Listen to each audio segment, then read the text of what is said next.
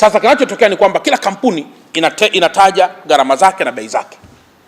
Baada ya vita kuanza, serikali iliendelea na utaratibu huo. Kilichotokea ni kwamba makampuni yalitenda kwa kama 340 metric ton kwa metric ton. Hizo ni dola. Baada ya kufanya hivyo, Mheshimiwa Rais wa Jamhuri ya Muungano wa Tanzania akaagiza pia Wizara ya Nishati chini ya TPDC nao kwenda kufanya bei, kwenda kuulizia bei kwenye huko duniani tuweze kujua ni shilingi ngapi. Kilichotokea, kulikuwa kuna utofauti wa si chini ya shilingi, wa si chini ya 100. Kulikuwa kuna utofauti wa si chini kama ya 100. Mheshimiwa Rais akatoa maelekezo kwa wizara hiyo kwamba kwa kuwa sasa kuna masuala ya kivita haya, Wizara hiyo ya Nishati kupitia TPDC ndio wanaotakiwa sasa kununua mafuta hayo kwa si chini ya miezi 3 kama kipindi cha mpito, wakati duniani huko kuna hizo vita zinazoendelea. Sasa TPDC manake ni kwamba wakapata sasa kwa bei angalau ndogo ukilinganisha na ile ambayo huwa inaweza ikawa inanunuliwa katika siku zingine za kawaida. Hiyo ndugu zangu ni hoja ya pili, inaitwa premium, yani gharama za uletaji wa hayo mafuta, gharama za uletaji wa hayo mafuta.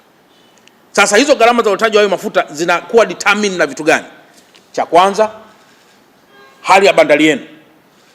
Unapokodi meli kule, watu wanasema bwana, sisi Tanzania hatuwezi kuja kwa sababu tunakaa muda mrefu labda pale bandarini.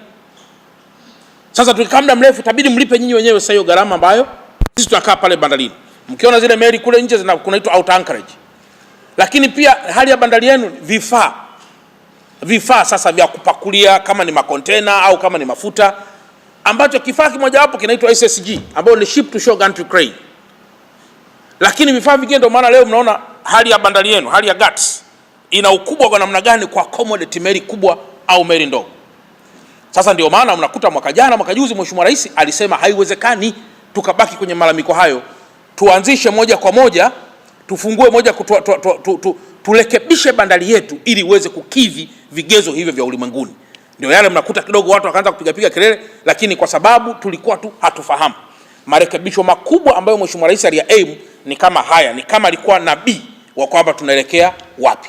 Hivyo ni vitu pia ambavyo vina determine ile premium ambayo tunaita premium.